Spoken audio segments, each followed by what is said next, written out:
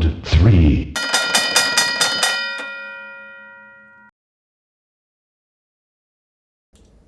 네, 여러분 안녕하십니까. 박용진 TV 탄핵 특집 방송, 오늘은 이제 13화 세 번째 이야기를 나누는데요. 오늘도 김준일 평론가님과 함께 말씀 나누겠습니다. 어서 오십시오. 네, 안녕하세요. 우리가 이번 13화를 얘기하면서요, 이런저런 얘기를 하는데 국힘 얘기 빼놓을 수가 없잖아요.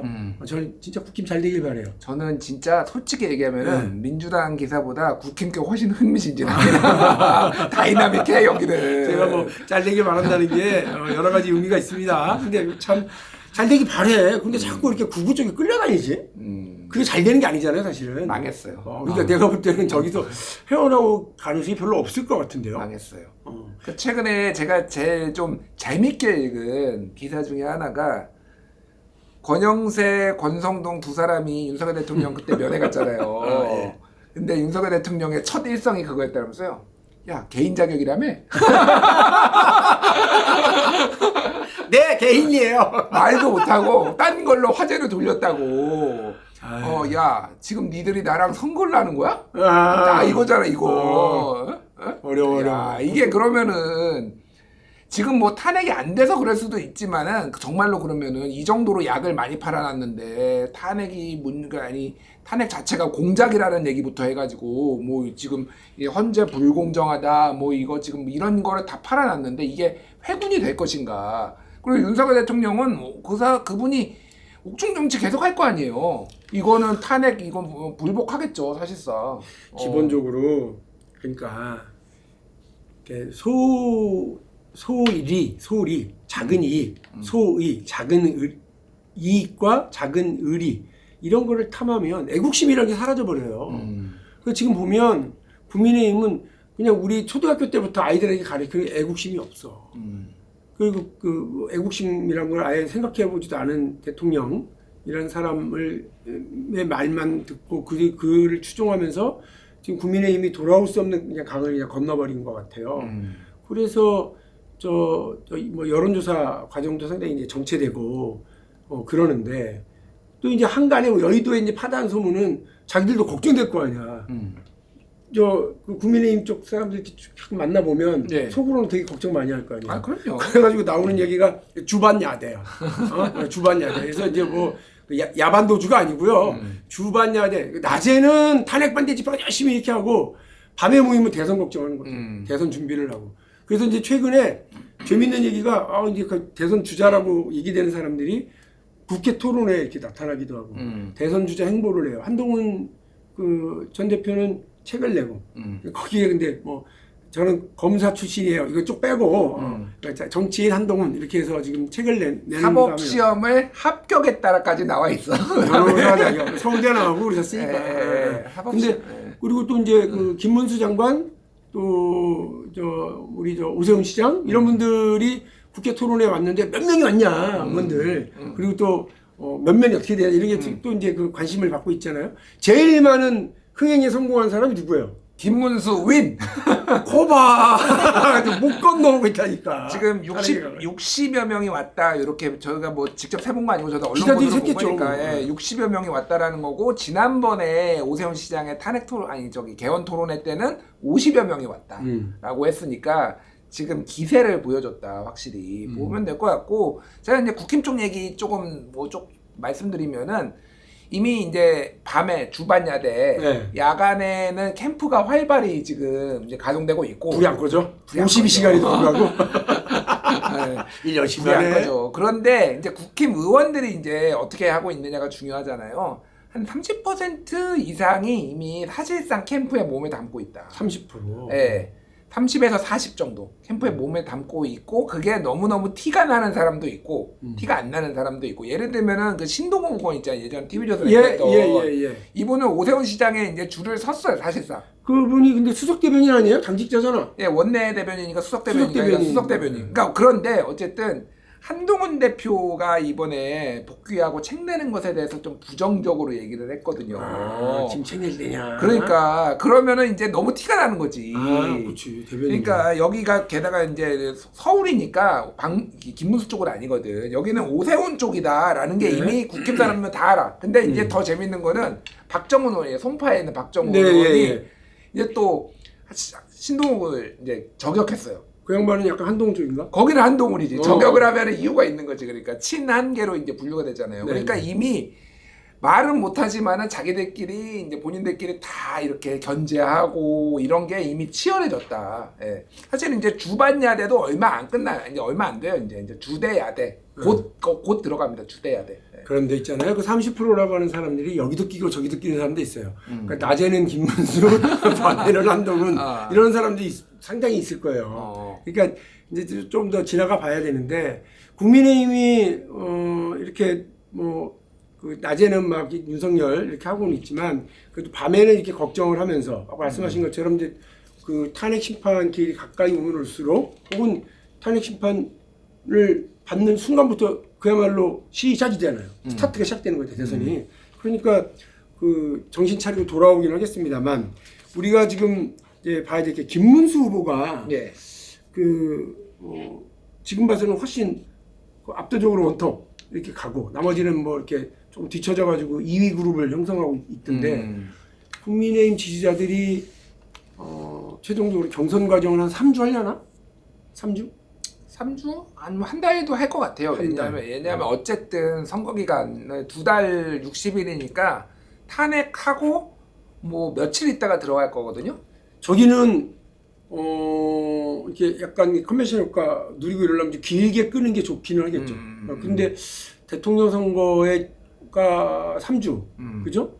그리고 거기에 준비하고 등록하고 하려면 그러니까 무려 한 달 전에는 선거 종료되고 후보가 정리돼야죠. 예, 그러니까 의원님 말씀하신 대로 이게 3주에서 4주 정도예요. 그러면 그죠? 뭐가 됐든 그거를 더 넘어갈 수는 없다. 그러니까 우리가 생각해 보면은 대선이 거의 이제 대선 전국으로 들어가는 거는 보통 1년 전이고요. 반년 전이면은 이미 대선이잖아요, 솔직히. 그렇죠? 선거랑 상관없이, 선거 등록 기간이랑 상관없이. 그러니까 이게 지금 최근에 이재명 대표가 이제 본격적으로 대선 행보를 했다라고 보는 게 뭐 김어준, 뭐 이동영도 나오고 MBC랑도 하고 지금 SBS랑도 지금 뭐 잡았거든요. 편상국 거기 뉴스 브리핑에도 이제 나가고 막 이런단 말이에요, 지금. 얼마나 나가고 싶겠어, 나머지 사람들도. 오세훈도 나가고 싶고, 뭐 저기 홍준표도 나가고 싶고 그럴 거 아니에요. 나갈 수가 없네. 지금 뭐 개인 자격이야? 그렇게 물어보는 사람 있으니까. 그러니까 못 나가는 거예요. 이게 그래서 지금 그렇죠. 윤석열이 전반적으로 이 존재만으로도 굉장히 국힘의 어떤 대선 플랜을 다 헝클어뜨리고 있다. 그래서 조선일보가 칼럼을 통해서 여러 차례 거의 읍수하더라고. 읍수. 제발 좀 하야 좀 해주세요. 예. 다른 선택 좀 꼭 좀 해주세요. 이러고 있던데. 근데 이렇게 되면 뭐 저쪽 이제 국민의힘 쪽에서 마지막으로 바라는 건 중도 확장성이 있는 후보가 나와서 그리고 이렇게 좀 보수 대연합을 기반으로 중도 확장성 이걸 이제 높여서 할 수 있는 사람인 것 같은데 그 중에 좀 이렇게 탁 걸려 있는 사람이 있어요. 그러니까 오세훈 사람들이 오세훈을 많이 봐요. 저도 어디선가 오세훈 시장을 눈여겨 봐야 된다 이런 얘기를 했고요. 근데 이 오세훈이 명태균 그 리스트에 이제 걸려 있는 명태균으로서는 명태균 측에서는 오세훈, 홍준표 껍질을 벗겨주마 특검 내가 바라던 바다 한번 해보자 이렇게 하고 있거든요. 오세훈 씨하고도 상당히 부담스럽겠어요. 잔칫날에 돼지 잡는다 그런 얘기까지 했죠. 그래서 이제 선거 국면 들어가면은 바로 정치자금법 위반으로 고소하겠다. 명태균 씨가 이렇게 얘기했는데. 일단 명태균 거는 대선 이 경선이나 대선 이제 본격적으로 그 과정에 결론이 안 날 거예요. 그렇죠. 기간이 너무 짧아. 그래서 이게 그러니까 예전에 뭐 BBK나 다스나 막 이렇게 이명박 그때 나왔을 때도 이거에 대해서 여러 이제 민주당에서도 집중적으로 공격을 했지만은 결과적으로 이게 그리고 실제로 사실인 걸로 아주 늦게 밝혀지기는 했지만은 선거에 영향을 못 줬거든요. 그렇죠. 끝나버렸지. 그러니까 이게 시대 정신이 사실 중요하다라고 봐요. 그러니까 시대 정신이 누구를 원하느냐라는 게 근데 그럼 시대 정신이 지금 있느냐? 그 언급하신 분들한테. 그러니까 지금은 내란하고 선을 긋기가 매우 어려운 상황이기 때문에 민주주의의 회복 그리고 이제 경제를 살리는 거 뭐 이런 것들에 지금 어떤 시대 정신이 있다라고 보면은 좀 어렵죠 그분들한테. 그러니까 이것도 안 되고 저것도 안 되고 그러면 명태균 게이트가 막 불거지면은 상당히 좀 타격을 입을 거예요. 그러니까 좋은 뉴스로 도배되기가 어려운 상황이잖아요. 그러니까 이게. 예. 저도 뭐 여러 차례 얘기했습니다만 대세를 거스를 수 없을 거다. 이제 뭐 보수에 결집하고 여론조사에서 그런 게 나온다 한들 재판이 헌법재판소의 재판이 여론조사로 되는 것도 아니고 그 내란과 관련된 내란 처벌을 위한 그 형사재판이 그 뭐 지지율 가지고 서는 것도 아니고 그다음에 집회에 몇 명 모였느냐가 되는 것도 아니고 정광훈 목사가 선동하듯이 1000만 명 모이면 헌법도 받고 그게 내란 선동이죠. 그게 폭동을 선동하는 거고 그런 걸로 되는 게 아니기 때문에 말씀하신 것처럼 내란 추종 세력에 대한 압도적인 처벌과 제압 그리고 정치적인 승리 역진 불가능한 최종적인 국민의 승리를 만들어내는 거, 이 과정이 뭐 도도한 흐름이기 때문에 뭐 명태균 리스트가 그냥 신문에 가십으로 나올 수 있을지언정 그것 때문에 오고 가고 할 문제는 아닐 거다라고 생각을 하고요. 다만 이제 국민의힘이 저렇게 그 김문수 후보를 중심으로 이렇게 뭉쳐서 가면 아니 뭐 그거야 민주당으로서는 땡큐. 뭐 그렇죠. 분위기일 것 같아요. 예. 근데 사실 김문수 후보가 저는 생각보다 만만치 않을 수도 있겠다라는 생각이 들기는 해요. 예, 왜냐하면은 아니, 우습게 보면 안 되지 일단. 이게 뭐 박지원 의원도 최근에 51대 49다 어쨌든 가다 보면 그런 얘기도 했는데 뭐 그렇게까지 되지는 않을 가능성이 높지만은 김문수 후보가 나름의 전략적인 사람이거든요. 그러니까 이게 김문수가 뜨기 시작한 게 거의 1년 됐어요, 사실은. 예. 그러니까 대선 후보 차기 물어보면은요, 김문수 이름이 종종 1%씩 잡히기 시작한 게 거의 1년이에요. 그렇군요. 이미.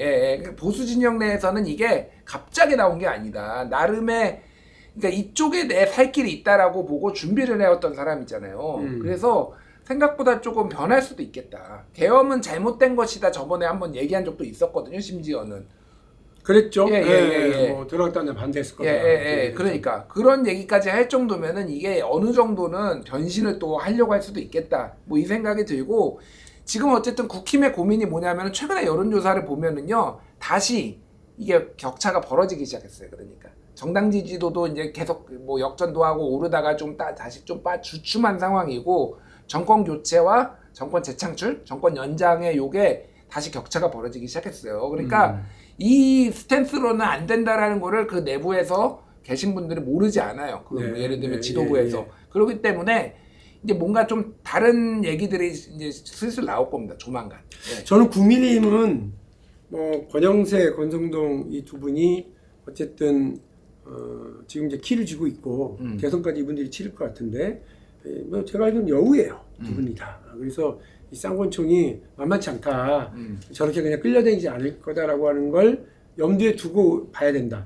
그러나 김문수 장관이 달라질 거다 저는 생각을 안 하는 게 이분의 그 정치적, 정신적 최대 후원자가 누구?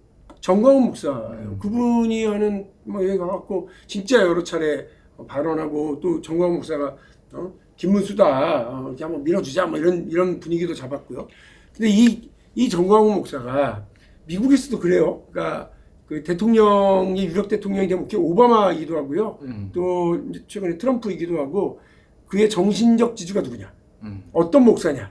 그래서 심지어 오바마 대통령 기억하실지 모르겠습니다만 그 약간 과격한 이런 저 목사님으로부터 많은 영향을 받았다 해가지고 그분하고 손절한 적도 있어요.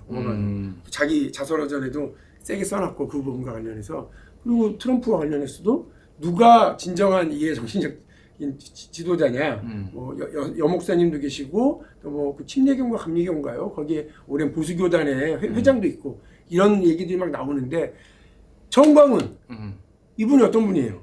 예? 그 집회 모인 사람들한테 저기 뭐야 그 커뮤니티 자유마을 가입시키고 자유일보 신문 정기구독 시키고 퍼스트 모바일이라고 알뜰폰 가입시키고 또 광화문 온이라고 하는 쇼핑몰 앱을 설치하고 그다음에 이제 유튜브에 너하나 TV 이 구독하게 해요. 근데 이게 다 비즈니스예요.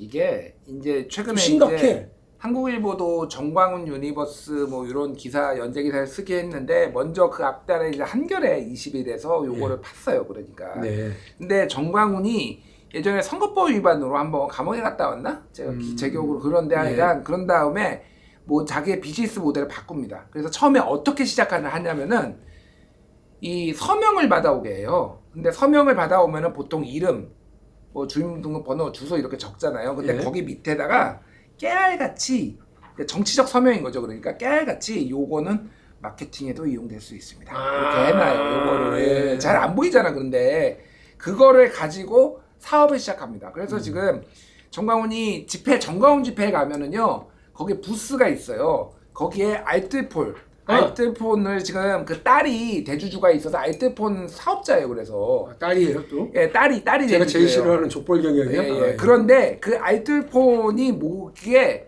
그 2통 3사보다 알뜰폰은 싸니까 쓰잖아요. 싸죠. 2통 3사보다 통신료가 비싸. 연병을. 예.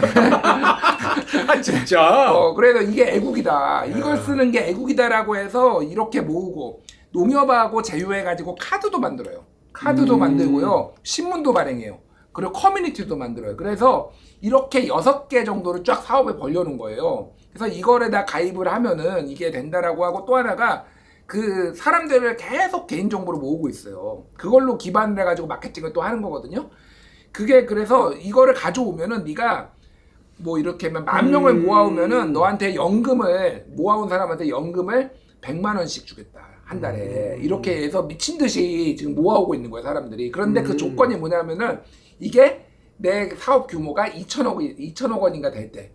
뭐 그냥 지금은 안 되고 지금은 안 되고 네. 그러니까 계속 이게 일종의 다단계예요. 그러니까 미친 듯이 사람들이 또 그거 하고 있고 집회 가면은 또 서명하고 있고 이런 거예요. 그래서 이게 최근에 보수 집회가 분리됐잖아요. 광화문파하고 여의도파하고 처음에 같이 하다가 광화문파가 이제 정광훈이거든요.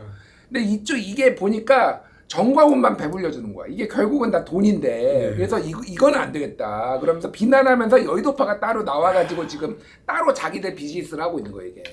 여기나 저기나 그 이 나라 어렵고 국민들 힘든 상황에 이 와중에 돈 벌고 배부르는 사람은 따로 있네 진짜. 정광훈은 어마어마하게 돈을 법니다. 지금 뭐 확인은 안 되지만은 돈 버는 액수가 뭐 천억 단위일 수도 있다는 얘기도 들어요. 그러니까 지금 이게. 그런데 개인으로 치부하기는 쉽지 않을 텐데 어쨌든 본인의 정치적인 영향력이 뒷받침은 충분히 되겠네요. 그걸 통해서.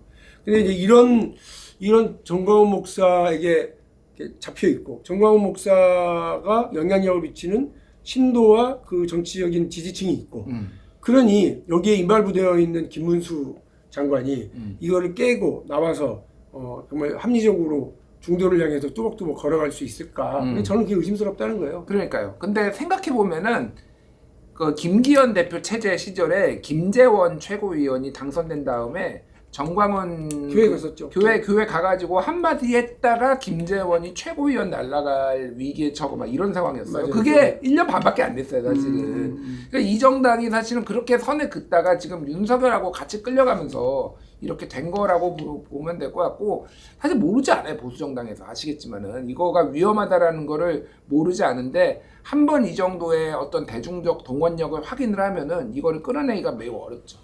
제가 사실은 그 탄핵 국면 초기에 그 길거리에서 제가 사는 동네 미아역 주변에서 막 호해를 받았어요. 자유일보였던 것 같은데 정광훈이 전면에 이렇게 있는 그러면서 뭐 그야말로 내전 뭐 이렇게 하는 분위기였어요. 그 겸은 옳았다 이런 거였거든요. 근데 이게 그때 딱 느낌이 야, 이 사람들이 말도 안 되는 소리를 하네. 근데 이게 내전을 선동하네. 사람들이 편갈리기 시작할 텐데 큰일이다 했는데 실제로 그렇게 지금 되고 있고 광장 곳곳에서 지금 이제 분열된 목소리가 나오고 가고 있잖아요. 근데 저는 정치인들이 정신 차려야 된다. 어디든 간에 그런 극단적인 주장을 하는 사람들만 바라보고 가면 그야말로 나라 망친다. 애국심을 갖고 합리적인 판단들을 할 수 있어야 되고 지지층이 요구하더라도 그게 길이 아니면 가지 말아야 된다. 이런 생각을 합니다. 그런 의미에서 이제 국민의힘한테 좀 정신 차리라고 말씀을 드리지만 국민의힘과 김문수 이런 장관이나 이런 분들이 계속해서 구구 목소리에 끌려간다면야 저는 정치인으로서 또 민주당의 소속 당원으로서 다음 대한민국을 책임질 정당이 민주당이길 바라니까 쉬운 선거가 될 수도 있겠구나라고 하는 이제 안도는 있습니다만 나라 전체적으로는 좋은 일이 아니죠. 매우 안 좋은 일이고 이게 다른 나라 사례를 보면은 이게 굉장히 뿌리 깊게 이 갈등이 계속 이어지더라고요. 그래서 네. 차기 정부에 누가 됐든 차기 정부에 정말 중대한 과제가 있다. 이 국민 통합이라는 게 맞습니다. 여러모로 좀 이게 험난하지만은 정말로 가야 되는 길이다 이 생각이 듭니다. 예, 오늘 저 국민의힘 이야기를 좀 나눠봤는데요. 실제 국민의힘에서 어떻게 최종적으로 결론을 내릴지 모르겠습니다만 진짜 나라 걱정됩니다. 나라 걱정되고요. 국민의힘 국회의원들 정신 차리시고 대한민국을 위해서 굳이 또 담벼락에 가가지고 그렇게 될 일이냐, 그리고 구구 어떤 비즈니스 정치의 장에 끌려다니고 하실 때가 아니지 않냐 이런 말씀을 드리고요. 적어도 대한민국 국민들이 뽑은 국회의원들이시니까 합리적인 판단과 고민들 하실 것 같습니다. 낮에도 좀 나라 걱정, 낮에도 좀 대선 걱정 하시면서 합리적으로 좀 선택하기를 부탁드리고요. 어쨌든 민주당이 다음 대한민국을 책임지기 위해서 보다 합리적으로 보다 폭넓게 앞으로 나가겠다는 말씀을 드리면서, 왜냐하면 박용진 TV는 민주당 편파적인 그런 방송이니까 그 말씀 드리면서 오늘 김준일 평론가의 탄핵 특집 방송은 여기서 마치겠습니다. 여러분 고맙습니다. 네.